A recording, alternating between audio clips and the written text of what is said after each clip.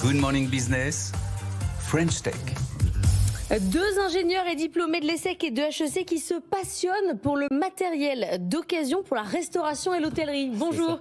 Bonjour. Geoffrey Taillet, vous êtes cofondateur d'Alpaga. À quel moment vous avez découvert cette passion? Alors c'est pas vraiment une passion, mais en fait Alpaga c'est né de la vente d'une première société que j'avais montée avec mon associé déjà dans la food, et je me suis rendu compte à ce moment-là en fait que en passant beaucoup de temps avec les professionnels de la restauration dans les hôtels, dans les restaurants, dans les boulangeries, etc., qu'il y avait un vrai sujet sur accéder aux équipements de seconde main pour les pros, et même d'ailleurs les équipements neufs qui sont fabriqués à la demande avec peu de stock, etc. Et on s'est dit qu'il y avait beaucoup de pros qui avaient des équipements à vendre, beaucoup de gens qui souhaitaient acheter de la seconde main, mais pas de structure qui permettait de faire les deux facilement, et donc du coup on a créé Alpaga. Alors vous venez de lever 6 millions d'euros, vous aviez déjà levé 2 millions il y a un an. C'est difficile parce qu'il faut, au-delà de la question du prix qui est importante, mais il faut que ça soit fiable, il faut que ça marche, il ne faut pas qu'il y ait d'erreur, parce que là ça devient dramatique si votre frigo ne marche pas. Absolument, c'est catastrophique pour les professionnels si l'équipement ne fonctionne pas, parce qu'ils basent tout leur business dessus, et donc c'est pour ça qu'aujourd'hui sur la plateforme, nous, on a une grande majorité des équipements qui sont vendus par des reconditionneurs. Donc typiquement c'est un modèle qui est proche de celui de Back Market, où les reconditionneurs vendent sur la plateforme. Donc c'est des équipements qui sont garantis entre 3 mois et 1 an et demi en général, et sachant qu'on a aussi des déstockages de vente de matériel neuf. Oui.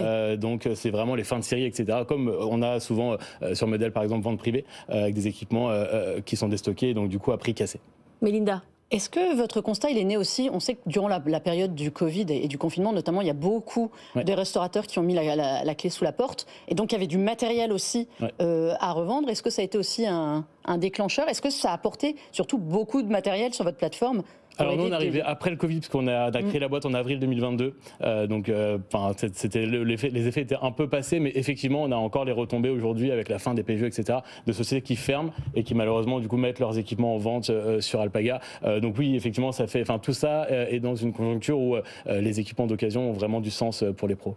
Alors vous êtes une plateforme de vente de matériel, mais pas seulement, vous avez des boutiques et vous aidez le personnel de la restauration à construire leur propre cuisine avec un service 3D, un peu comme chez Ikea quand on refait sa cuisine. Vous allez assez loin dans la proposition de service. C'est ça, alors nous on est 100% digitaux, on n'a pas de boutique, mais du coup on est juste un site. Par contre sur le site on intègre énormément de services, donc effectivement sur les ouvertures d'établissements, et c'est quelque chose qu'on vient de lancer, tout le projet 3D, etc., à partir de l'idée et du plan en gros de la cuisine, on est capable de réaliser, de gérer bien évidemment l'achat des équipements, l'installation et surtout le SAV des équipements, c'est hyper important. Donc vous dites je peux faire l'ensemble de mon équipement de cuisine en seconde main. C'est l'idée, c'est que sur Alpaga vous puissiez tout acheter en seconde main et en économisant quand même entre 50 et 60% sur le prix des machines, ce qui est pas du tout négligeable.